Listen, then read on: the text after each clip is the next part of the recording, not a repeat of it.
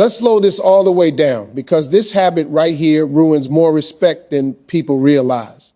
And it usually comes from a good place, not a bad one. Over-explaining doesn't start as weakness. It starts as intention. The intention to be understood. The intention to avoid conflict. The intention to make sure nothing is misread.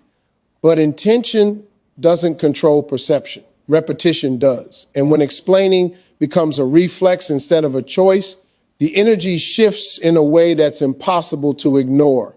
Think about it. When someone is solid in who they are, their actions already speak.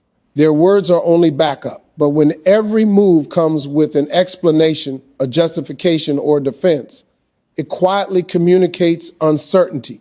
Not uncertainty about the situation, but uncertainty about oneself. And a man feels that long before he ever thinks it. There's a difference between clarity and compensation. Clarity is simple. This is what I'm doing. This is what I decided. This is how I feel. Compensation sounds like, I just want you to understand why, followed by a long story that keeps going because silence feels uncomfortable. The problem is silence isn't the enemy. Over-talking is.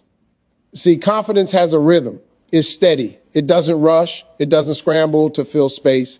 When someone is secure, they trust that they don't need to convince anybody of their worth. They assume respect instead of negotiating for it. Over-explaining does the opposite. It turns every decision into a debate, every boundary into a presentation, every feeling into something that needs approval. And the more explanations given, the more room there is for doubt. Not because the explanation is wrong, but because the act of explaining too much invites evaluation. It puts the other person in a position of judge instead of equal. Now suddenly choices are being weighed, motives are being analyzed, and authority is quietly handed away. A man notices this shift instinctively. He may not say it out loud, but he feels when someone is trying to manage his reaction instead of standing in their truth.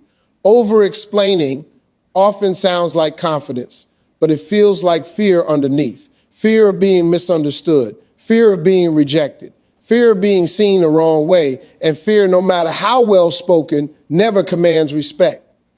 Here's the hard truth. People who are sure of themselves don't need to be understood by everyone. They're okay with being misunderstood by the wrong people.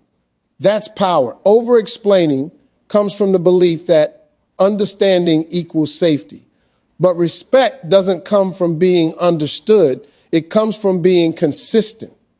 When words don't match energy, people follow the energy every time. Long explanations can't cover shaky ground. If something feels unsure, no amount of talking will make it feel solid. In fact, the more someone talks, the more attention is drawn to what they're trying to protect. Silence, when used correctly, is stronger than the best explanation. Another part people miss is that over-explaining removes mystery. And mystery isn't about games or manipulation. It's about presence. When everything is laid out, dissected, and justified in advance, there's nothing left to discover. No space for curiosity, no room for imagination. Everything becomes predictable, and predictability without strength leads to complacency. A man respects what challenges him to rise, not what works overtime to be accepted. When explanations become excessive, it signals that approval is being sought. And the moment approval becomes the goal, value starts to slide because value doesn't ask to be graded. It stands on its own. There's also an emotional toll to over-explaining that people don't talk about enough. It's exhausting, constantly rehearsing reasons, anticipating reactions, and softening truths drains self-trust. Over time, that creates a habit of second guessing. And once someone starts doubting themselves out loud, it's only a matter of time before others start doubting too. Strong communication isn't about volume. It's about precision, saying less but meaning more, choosing words because they're true, not because they're safe. When someone can state a decision without apology, without padding, without over-defending it, that carries weight. Even disagreement respects firmness. Now, this doesn't mean becoming cold or distant. It means becoming grounded. There's a difference. Grounded people speak when it matters and stay quiet when it doesn't. They don't rush to correct every misunderstanding. They don't panic when someone doesn't immediately agree. They know that alignment doesn't require persuasion. Over-explaining often shows up strongest during emotional moments. When tension rises, the instinct is to talk more, to fix, to clarify, to smooth things over. But those moments require presence, not performance. Calm is louder than 1,000 explanations. Pausing instead of panicking changes the entire dynamic. And here's something most people don't realize until it's too late. The habit of over-explaining teaches others how to treat you. When you consistently explain yourself, you train people to expect explanations. Soon, nothing is taken at face value. Every choice is questioned. Every boundary is tested, not out of malice, but out of habit. Respect thrives on finality.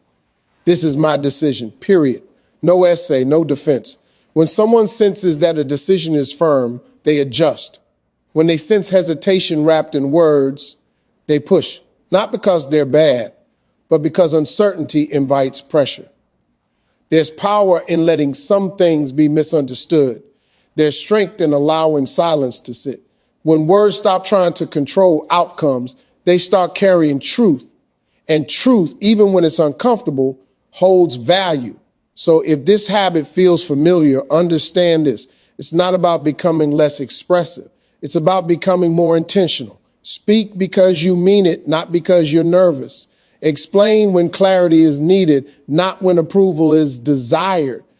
Let actions support words, not the other way around. Because the moment explanations stop coming from fear and start coming from certainty, everything changes. The room shifts, the tone shifts, the way you're seen shifts. And that's when value stops being questioned because it no longer needs to be explained. All right, let's go deep into this one because this habit quietly destroys value without making any noise. And most people don't even realize it's happening until respect has already faded. Making a man the center of your world feels like love at first. It feels loyal. It feels committed. It feels like devotion. On the surface, it looks selfless. But underneath, when taken too far, it slowly turns into something else. And that something else costs value. Here's the truth nobody likes to say out loud. When someone becomes your entire world, they stop feeling like a choice and start feeling like a responsibility. And responsibility does not inspire desire. It inspires pressure. A man notices when life shrinks around him, when plans, moods, routines, and happiness all begin to orbit one person. It sends a signal, not of love, but of imbalance. At first, the attention feels flattering. Who wouldn't enjoy being prioritized? But over time, it changes the dynamic. What once felt special begins to feel heavy. Purpose is attractive because it moves forward on its own. Direction creates gravity. But when someone has no independent movement, no personal rhythm, no world outside of the relationship, value begins to erode. Not because caring is wrong, but because losing yourself is costly. A strong individual doesn't abandon their life to make room for someone else. They expand their life and invite someone into it. That difference is everything. When everything revolves around one person, the message being sent without words is, I have nothing else. And nothing else is not attractive. It's alarming. A man wants to feel chosen, not needed for survival. Chosen means you're wanted. Needed means you're responsible for someone else's emotional stability. That's too much weight for any connection to carry. And here's where people get confused. They think being available at all times shows commitment. They think canceling plans proves loyalty. They think rearranging their entire schedule demonstrates love. But what it actually demonstrates is a lack of boundaries. And where there are no boundaries, respect struggles to exist. A man respects what has structure. He respects what has priorities. He respects what doesn't disappear when he's not around. When someone's world collapses the moment he's busy, distracted, or unavailable, it creates an unspoken pressure to constantly show up or feel guilty. and guilt kills attraction fast. Another layer to this habit is emotional dependency. When happiness depends on attention, when peace depends on communication, when self-worth rises and falls based on how much effort is received, control quietly shifts outward. Now, the power isn't internal, it's borrowed, and borrowed power is fragile. The problem with making someone the center of your world is that you give away the steering wheel. Your emotions start responding instead of leading. If he's distant, anxiety shows up. If he's busy, overthinking takes over. If he changes, everything shakes. That instability is felt, even if it's never spoken. Confidence is calm because it has roots. When someone has their own life, goals, friendships, passions, routines, it shows depth. It shows strength. It shows that their happiness doesn't need constant validation to survive. And that kind of energy commands respect naturally. A man doesn't want to be the source of someone's entire existence. He wants to be part of a full life, not the replacement for one. When someone loses themselves in a relationship, they unintentionally place the other person on a pedestal. And here's the irony. People rarely respect those who put them on pedestals. Why? Because pedestals remove equality. Equality is where attraction lives, not above, not below. When someone stops investing in themselves, stops growing, stops pursuing what lights them up, and instead waits for attention to feel fulfilled, value slowly drains. Conversations become repetitive. Energy becomes predictable. Mystery disappears. Everything starts to feel one-sided, even if effort is technically being given. And here's the part that hurts the most. The more someone gives up their life to keep a man, the less he feels inspired to stay. Not because he's cruel, but because something essential is missing. Independence fuels desire. Identity fuels respect. When someone has their own world, time together becomes intentional. It's chosen, not expected. Missed calls don't trigger panic. Silence doesn't feel threatening. Space doesn't feel like abandonment. That emotional stability is powerful. It says, I enjoy you, but I am whole without you. That sentence, felt, not spoken, changes everything. Making a man the center of your world also creates a dangerous habit of self-neglect. Goals get postponed, standards get lowered, red flags get ignored, all in the name of keeping the connection intact. But every time self-respect is sacrificed for closeness, value takes a hit. And it's not always immediate. Sometimes it shows up months later when interest fades and confusion sets in. A man may not be able to articulate it, but he feels when someone no longer challenges life, no longer challenges themselves, no longer brings new energy into the space. Growth is attractive. Stagnation isn't. This doesn't mean being distant. It means being balanced. It means maintaining a life that excites you whether someone is watching or not. It means showing up as a complete individual, not an unfinished one looking for completion. The strongest presence in any relationship is someone who could walk away and still be okay, but chooses to stay.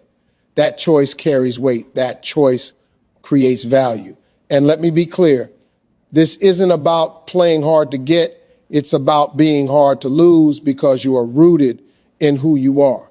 When someone senses that your world doesn't stop spinning without them, respect grows. When they sense that everything depends on them, pressure builds. Pressure suffocates connection. So if this habit feels familiar, don't feel ashamed. Awareness is power. The solution isn't loving less, it's loving smarter. Invest in yourself. Protect your passions. Keep your friendships alive. Keep your purpose moving. Let your life be full before anyone enters it, because fullness is magnetic. And before I wrap this up, if this message is speaking to you, make sure you're part of the community here. This is Harvey's World, where we talk about truth, growth, and real-life wisdom without sugarcoating it. Subscribe to Harvey's World so you don't miss what's coming next. And I want to hear from you. Drop a comment and tell me which country you're watching from. Let's connect, let's grow, and let's keep the conversation real. Because value doesn't come from centering your world around someone else. It comes from building a world so strong that anyone who enters it feels lucky to be there. Let's talk about something that quietly destroys respect faster than almost anything else. And the dangerous part is that it often gets mistaken for patience, kindness, or love. Tolerating what should be rejected doesn't look like weakness at first. It looks like understanding. It looks like giving someone the benefit of the doubt. It looks like being real and not making a big deal out of small things. But over time, those small things stack up, and what you allow becomes the standard. Here's the truth most people learn too late. Every time disrespect is tolerated, a message is sent, and that message isn't spoken out loud, but it's received loud and clear. The message is, this behavior is acceptable. Once that message lands, it doesn't disappear. It becomes permission. A man doesn't test boundaries with a rule book. He tests them with behavior. He watches what gets corrected and what gets ignored. He notices what causes consequences and what gets brushed off. And when there are no consequences, the line doesn't stay where it was. It moves slowly, quietly, until one day the behavior that once felt shocking feels normal. That's how value erodes. Not in one dramatic moment, but in a series of small allowances. People think respect is about being liked. It's not.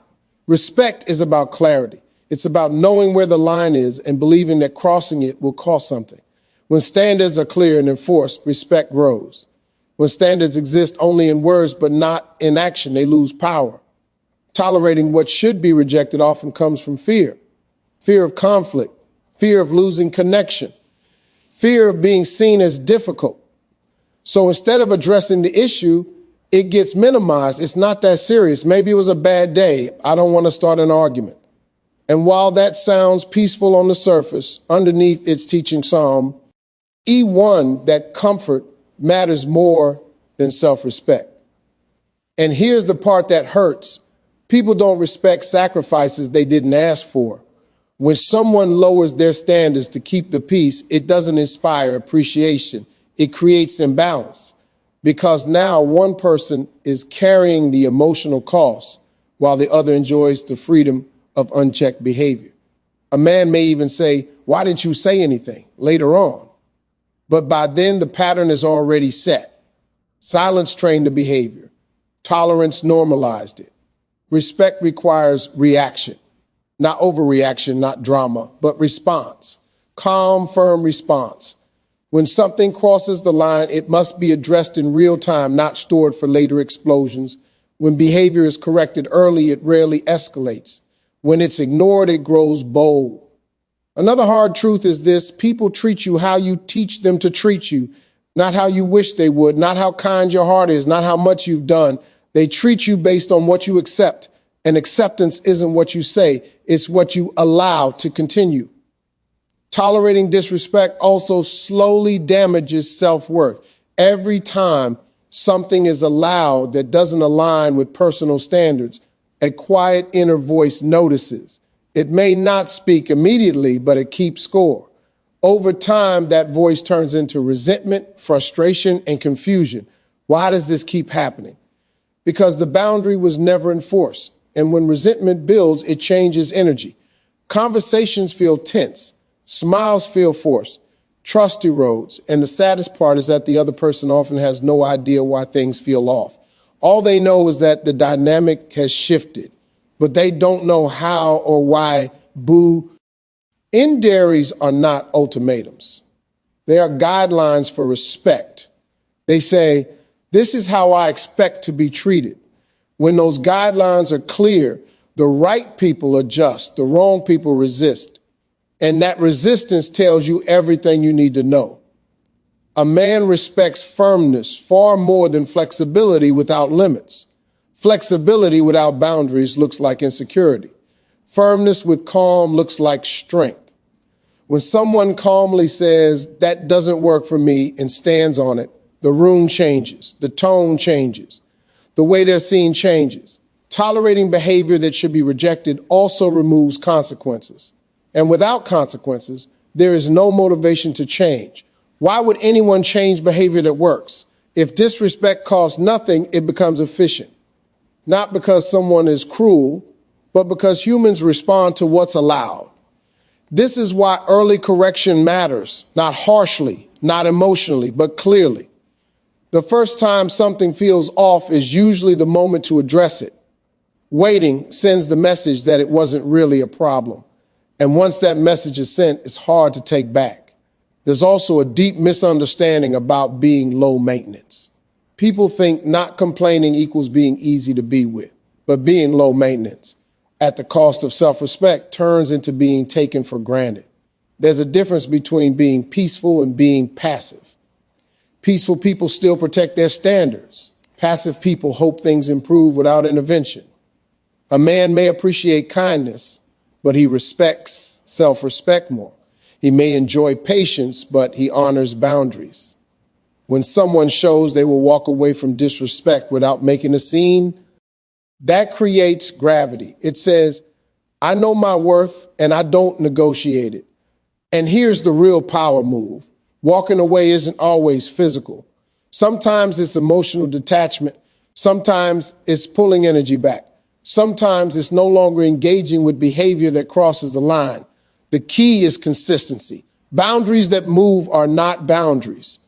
There are suggestions. If something is unacceptable today but tolerated tomorrow, confusion replaces respect. Clarity disappears. And when clarity disappears, value follows. Letting things slide might keep the moment calm, but it creates long-term chaos. Addressing issues early may feel uncomfortable, but it builds long-term respect. Discomfort now saves heartbreak later. The strongest individuals aren't the loudest or the harshest. They're the ones who know when to say enough and mean it. They don't threaten. They don't beg. They don't explain excessively. They simply remove access to what's being mishandled.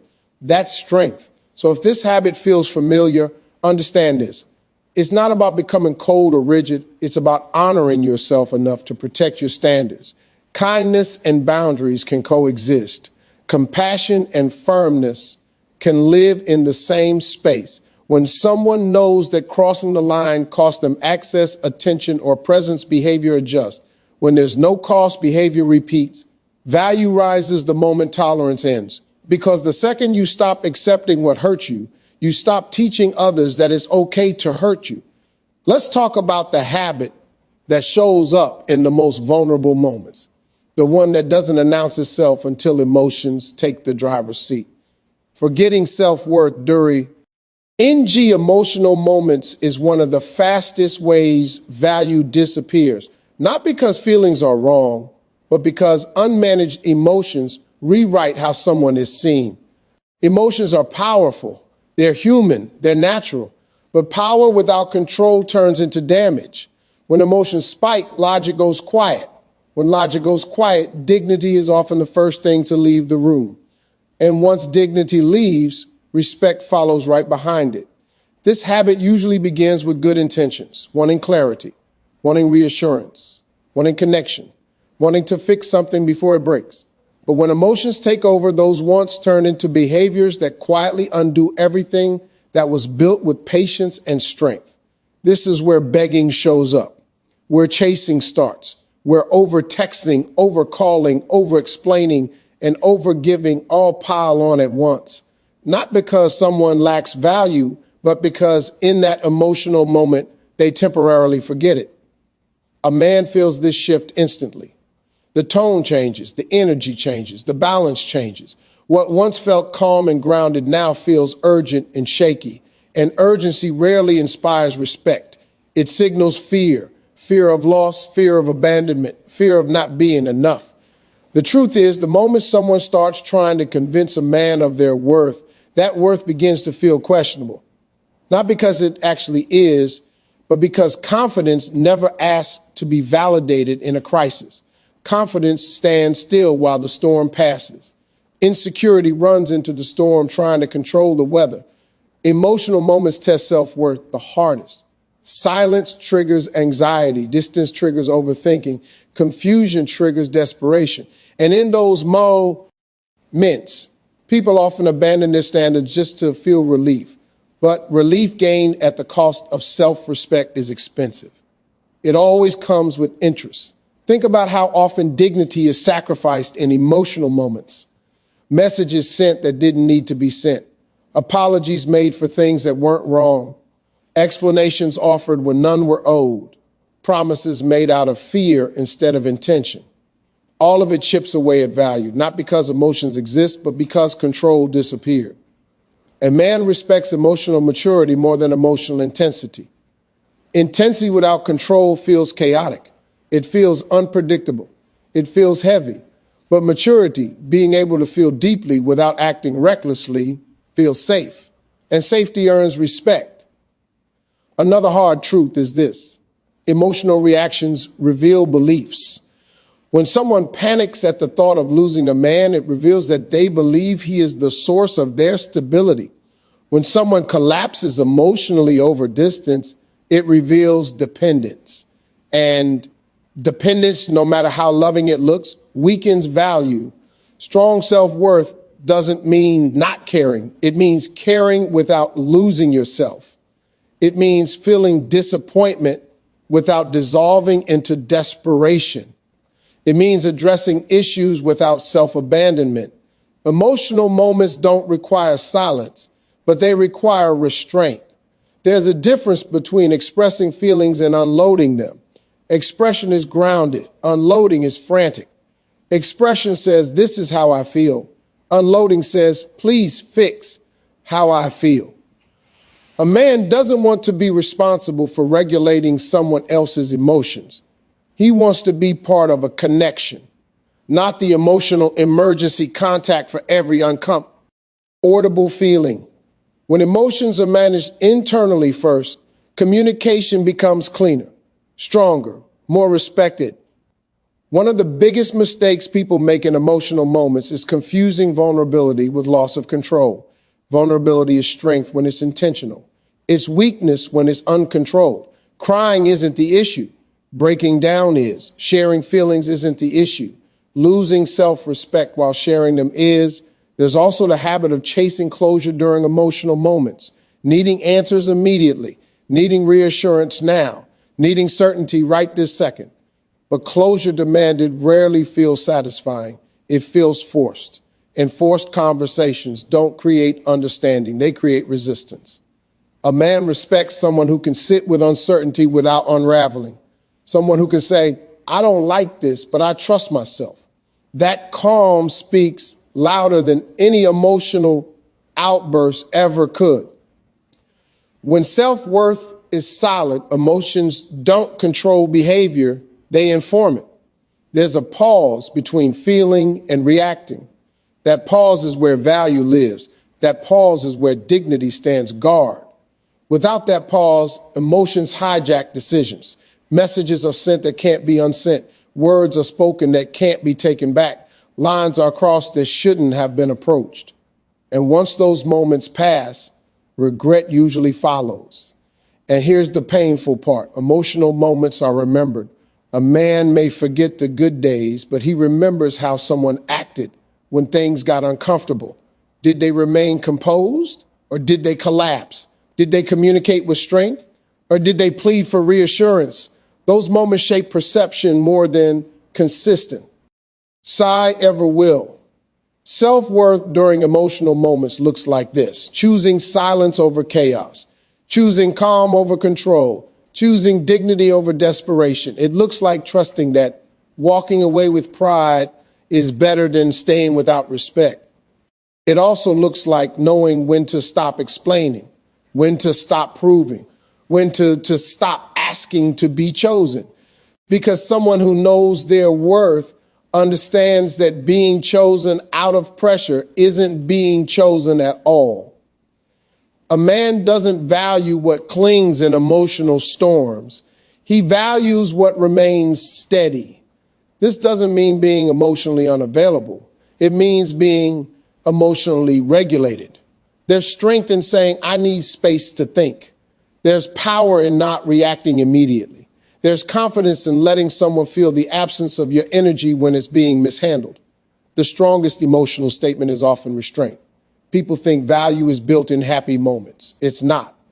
Value is revealed in hard moments, in conflict, in distance, in disappointment. That's where self-worth either stands tall or gets traded for temporary comfort. If emotions run the show, self-respect leaves the building. But when self-worth leads, emotions fall into place. They still exist, but they don't dominate. And that's the key difference. So if this habit feels familiar, don't shame yourself. Emotional reactions don't make you weak. They make you human. But learning to pause, breathe, and choose dignity over impulse is what separates strength from struggle. Because the moment you stop abandoning yourself in emotional moments is the moment value becomes undeniable. Calm is power. Control is strength. And self-worth, especially when emotions are loud, is what keeps respect alive.